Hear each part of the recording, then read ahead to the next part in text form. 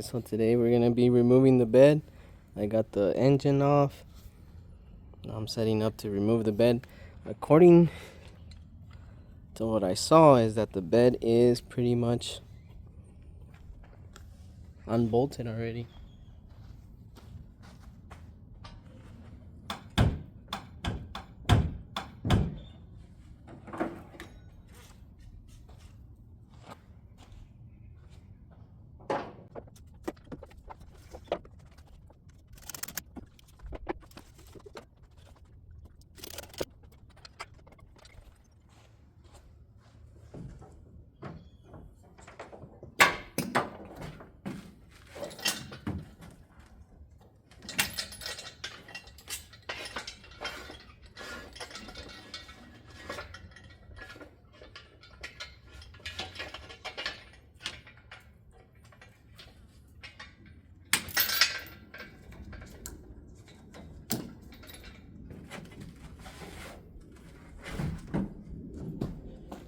I recently picked up this cherry picker for $100, 120 on Marketplace.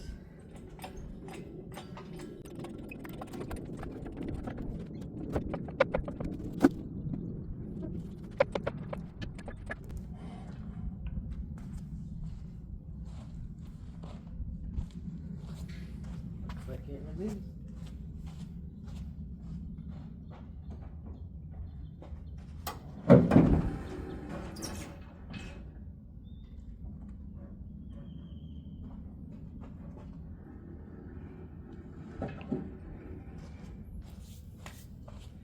But it needs to go higher to clear the wheels.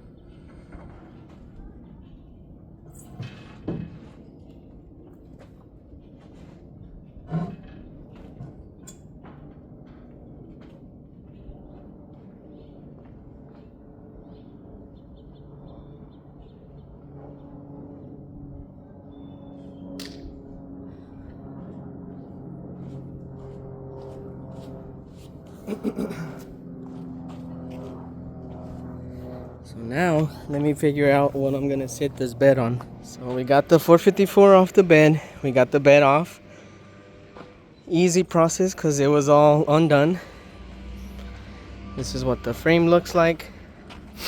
I don't know if I mentioned earlier, the plan is to get the frame, get it powder coated so we can start fresh.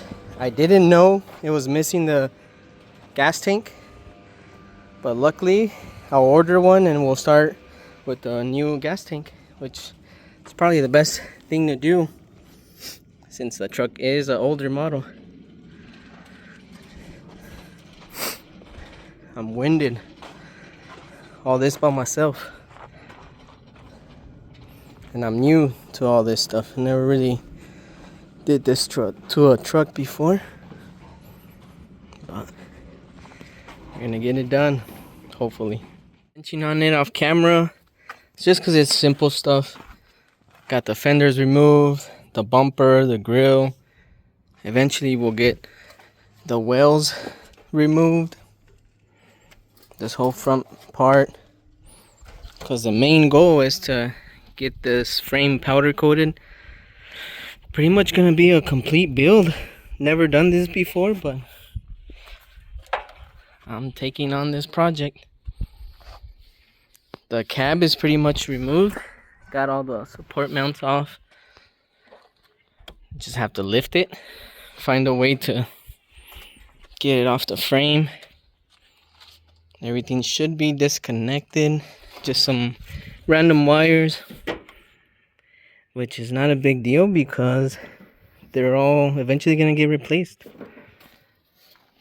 I believe the only thing I need to remove is the steering column. Just, I think it's a screw and just get it popped off. And the cab should lift off from the frame. Got some parts laying around there. But making progress one day at a time. Or on my days off. So, we're out here again. Everything has been removed. Not sure where I left off, but I got the whole front end taken apart. And the reason I did that is because I'm gonna try and lift the cab off of the frame here in the backyard. I saw a video where they do it with these 4x4s. So I'm gonna try and jack up the cab and see if I can put that piece of wood through. I have two of them. I went to Home Depot and got two of them. And then see if I can lift the cab up high enough to just be able to slide out the frame. But that's what we're gonna attempt today.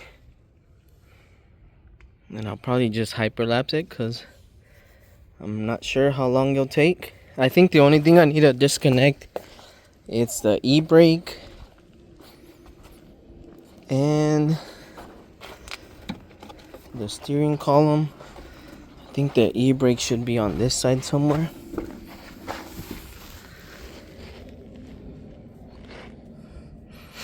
So I'll get it unhooked there. But yeah, just I'll keep you guys posted. Disconnecting the e-brake. I couldn't get it off. It was too. I should have sprayed some type of WD-40 or something on here to make it easier. But I finally disconnected it from there. But I did have to remove this brace down here. Just popped it off from here. It holds this in place, and it gave me enough slack. I was struggling a little too much. I don't have the special tool to pull this one off, so I grabbed a 13mm wrench. Let's see, and you run it through the line here, and it seems like it fits, and it'll allow you. So that's locked. You put your 13 on there, and it crushes those little teeth, and it releases. No special tool needed. It's your regular 13mm wrench. So that's our e-brake disengaged. Now I just have to remove the steering column. I'm gonna do it up here, undo it right there. I know there's one down here as well. I'll try and do this one. If that doesn't work, I'll undo the other one. Looks like it's a size 15.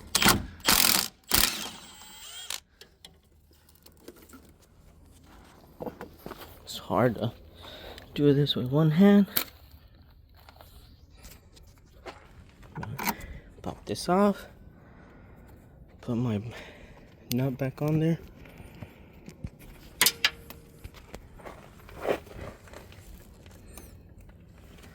So I didn't do a step-by-step on removing the front end, just because mine's a little different, just in the way that the engine was removed already, a lot of the lines.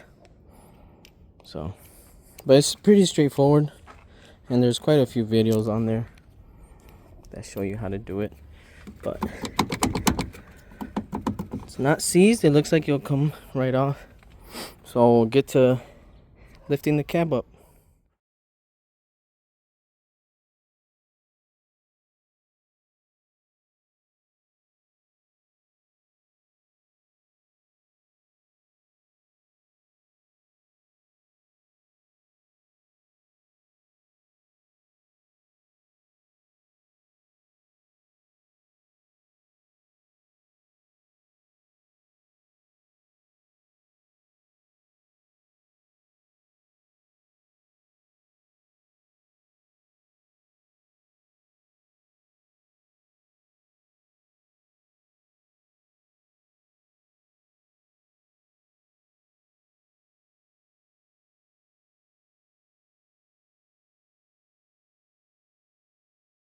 It's the way he sits. This is not the proper way to do it, but it's a backyard build. This is the tools I have. So maybe, let's see, some 4-footers. So what I'm planning on doing is getting some more wood, putting it down here, probably double stack it, and lift it with the jack down the middle. I was gonna use the cherry picker and bring another one, get my brother's cherry picker and use that on both sides, but I'll try it this way. It's quite a drive to go pick it up. So Home Depot's right down the street. We'll get some more wood and see if we can make it happen with these Harbor Freight jacks. So I just got back from the Home Depot, and this is the plan. Hopefully it's enough. It's not the safest, but gotta work with what you got. Right, so here we are. I stopped recording that day. This is another day. We did successfully remove the cab portion from the frame. Frame is sitting back there. I did stop recording because I took a break while I waited. I did end up doing it the method I had mentioned, but I needed 2 jacks. So I ended up using 4 jacks, 1 on each side of the wood. And I did need someone else's help to help with pumping the jacks up at the same time. We did get it up pretty high, and we pushed the frame back. We did have to flat the tires to get enough clearance. So, but it happened. We did it. Where we struggled, I didn't want to leave the cab sitting up so high because it was pretty high up in the air, and we were trying to lay it down a little lower and sit it on the jack stands. But while we were bringing it down, the cab kind of fell to the side. From the looks of it, nothing was damaged, and while it was on the floor, we just pumped it up a little bit and got these woods on the bottom. But it did fall forward this way, and it landed like, I don't know if you could see down there, there's a little pit. Luckily nothing looks damaged, and it's sitting nice and safe. I do have 2 kids, so I couldn't leave it up in the air. So we'll deal with this eventually when we get to it. In the meantime, I'm gonna start removing everything, all the lines, the harnesses, the suspension, because we want this frame gutted. That way we can get it to powder coating. I am gonna put this 454 for sale, see what I can get out of it. I don't know the history of it. The guy it was bought from said it worked, but it's been sitting, so who knows. But this is the progress. I don't know if I'm gonna keep recording. Maybe I'll do a hyperlapse just so it saves something. Cause it's pretty straightforward where I'm gonna be removing the bolts.